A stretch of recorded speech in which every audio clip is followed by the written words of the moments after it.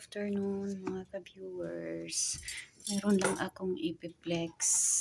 Ito yung gamit namin ngayon dito na simpleng maliit na chimney. Ito na set up ko na. Tamang-tama parating na ang mga bata kasi na 2:30 na dito. Yan kaya na set up ko yung apoy.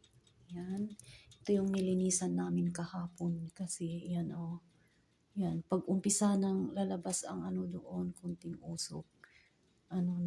Yan magbabarado.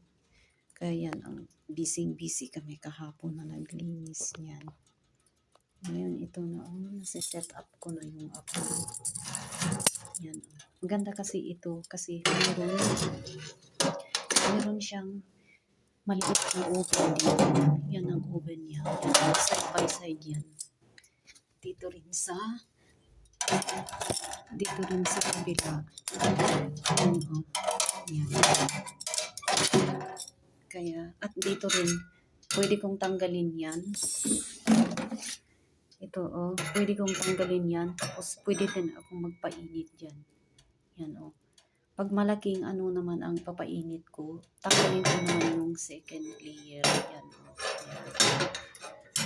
Maraming salamat sa panonood, mga ka-viewers. Thank you for watching. May God bless us all.